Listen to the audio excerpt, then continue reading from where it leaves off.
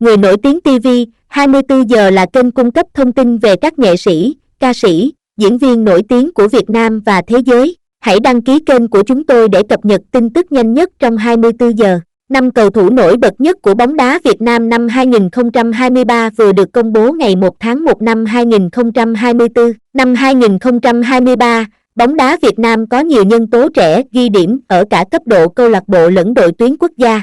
Đồng thời, các cầu thủ trụ cột vẫn tiếp tục khẳng định chỗ đứng với màn trình diễn xứng đáng nhận được sự ghi nhận. Hãy cùng chúng tôi điểm qua top 5 cầu thủ nổi bật nhất của bóng đá nam Việt Nam năm 2023. 1. Nguyễn Văn Quyết. Ở mùa giải 2023, Văn Quyết đứng đầu Hà Nội Fan Club ở 2 chỉ số với 9 bàn thắng và 9 kiến tạo sau 13 trận. Tiền đạo sinh năm 1991 xóa bỏ mọi nghi ngờ về tuổi tác khi đóng góp lớn vào ngôi Á quân của Hà Nội Fan Club ở V-League 2023. Văn Quyết là chân sút nội tốt nhất mùa giải vừa qua của bóng đá Việt Nam. Thành tích của Văn Quyết sẽ còn ấn tượng hơn nữa nếu như anh không bị kỷ luật do xô xát với trọng tài. Vắng Văn Quyết, sức mạnh của Hà Nội Fan Club bị ảnh hưởng rõ rệt khi anh phải nhận án treo giò 8 trận. Đây cũng là lý do khiến Văn Quyết vắng mặt trong danh sách đề cử quả bóng vàng Việt Nam 2023. Tuy nhiên, không thể vì thế mà phủ nhận màn trình diễn ấn tượng của Nguyễn Văn Quyết trong năm 2023. Đến V-League 2023-24, Văn Quyết tiếp tục là đầu tàu của đội bóng thủ đô. Những gì mà cầu thủ này thể hiện ở những vòng đấu gần đây chắc chắn sẽ giúp anh có tên trong danh sách sơ bộ đội tuyển Việt Nam dự ASEAN Cup 2024. 2. Nguyễn Hoàng Đức. Hoàng Đức cùng với Tuấn Hải là hai ứng viên sáng giá nhất cho danh hiệu quả bóng vàng Việt Nam 2023. Mùa giải 2023, Hoàng Đức được vinh danh là cầu thủ xuất sắc nhất. Tiền vệ quê Hải Dương ra sân 19 trong tổng số 20 trận của Viettel.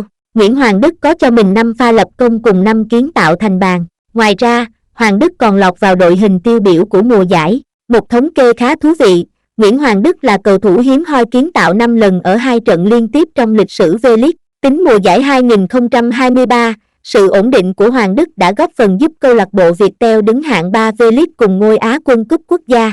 Hoàng Đức góp mặt trong tất cả các đợt tập trung đội tuyển Việt Nam năm 2023 vừa qua. Dưới thời huấn luyện viên Tusi, cầu thủ sinh năm 1998 đóng góp một pha kiến tạo cho Công Phượng ghi bàn ở trận thắng 2-0 trước Palestine. Ở 2 trận vòng loại World Cup, huấn luyện viên Tusi không sử dụng Hoàng Đức. Phù thủy trắng vấp phải sự phản đối của khán giả. Điều này là hoàn toàn dễ hiểu so với phong độ ấn tượng của Hoàng Đức trước 2 trận đấu của đội tuyển Việt Nam. 3. Phạm Tuấn Hải. Tuấn Hải là điểm sáng của câu lạc bộ Hà Nội trong thời gian qua. Cú bứt phá ở AFC Champions League 2023-2024 cùng giải quốc nội giúp Tuấn Hải nổi lên là ứng viên cạnh tranh quả bóng vàng Việt Nam với người đàn anh Nguyễn Hoàng Đức. Ở đấu trường châu lục, Tuấn Hải ghi tổng cộng 4 bàn thắng trước Wuhan Threetown, Urawa Red Diamond.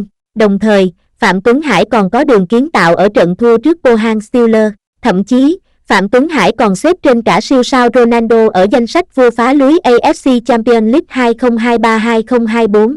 Ở cấp độ câu lạc bộ, Phạm Tuấn Hải có 7 pha lập công cùng 5 kiến tạo trong mùa giải 2023. Tính đến hết vòng 7 V-League 2023-24, Tuấn Hải đóng góp 2 bàn thắng cho đội bóng thủ đô. Trên đội tuyển Việt Nam, cầu thủ sinh năm 1998 ghi được 2 pha lập công sau 8 trận ra sân. Tuấn Hải là người ghi bàn thắng duy nhất trong chiến thắng trước Syria và có một lần sút tung lưới Palestine.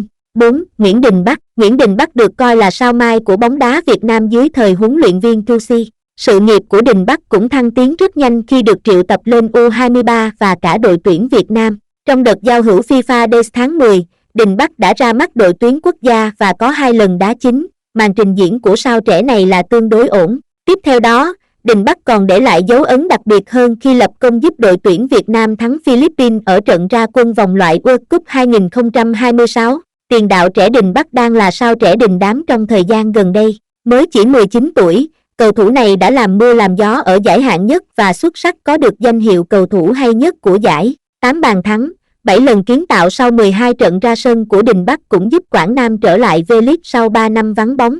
Người hâm mộ đều mong rằng những thành tựu trong năm 2023 vừa qua sẽ là bước đệm để giúp Đình Bắc sẽ còn tiến bộ hơn nữa trong tương lai, tỏa sáng hơn nữa trên nhiều đấu trường và trở thành trụ cột của đội tuyển Việt Nam. 5. Nguyễn Thái Sơn. Không quá khi nói rằng, Nguyễn Thái Sơn chính là cầu thủ trẻ nổi bật nhất trong năm vừa qua của bóng đá Việt Nam. Anh được huấn luyện viên Trusi tin dùng tại SEA Games 32 với lối chơi cần mẫn, chăm chỉ và đầy tính nhiệt huyết. Không dừng lại ở đó, Thái Sơn tiếp tục ghi dấu ấn của mình tại đội tuyển Việt Nam khi bất ngờ được huấn luyện viên Trusi tin dùng ở hai trận đấu quan trọng gặp Philippines và Iraq.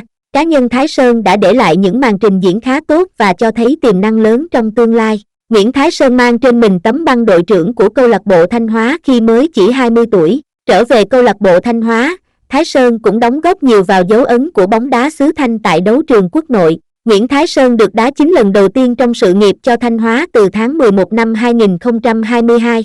Chỉ trong vòng khoảng 6 tháng, cầu thủ này đã bước ra ánh sáng và ghi dấu ấn ở SEA Games 32. Có trận đấu, Thái Sơn chạy quãng đường 11,4 km. Đến trận giao hữu của đội tuyển Việt Nam gặp Syria, Thái Sơn là người có đường chuyền kiến tạo để Tuấn Hải lập công. Đồng thời, Nguyễn Thái Sơn cũng làm tốt nhiệm vụ ở khu trung tuyến. Càng ngày sau trẻ này càng chiếm được sự tin tưởng của huấn luyện viên Pop. Danh hiệu cầu thủ trẻ xuất sắc nhất V-League là phần thưởng xứng đáng cho Thái Sơn. Chia sẻ với chúng tôi, huấn luyện viên Pop dành lời khen cho Thái Sơn. Thái Sơn đã có được vị trí trong đội hình khi Lê Phạm Thành Long đến CAHN. Tôi tin là Thái Sơn sẽ có một tương lai sáng lạng. Thái Sơn là mẫu cầu thủ rất thông minh và đọc tình huống rất tốt để đưa ra những quyết định đúng đắn và tổ chức trận đấu theo cách tôi muốn. Trên đây là 5 cầu thủ nổi bật nhất năm 2023 của bóng đá nam Việt Nam. Với những tín hiệu tích cực từ các nhân tố trẻ, huấn luyện viên Trusi sẽ có thêm sự lựa chọn cho đội hình đội tuyển Việt Nam ở các giải đấu trong năm 2024. Mở đầu là ASEAN Cup.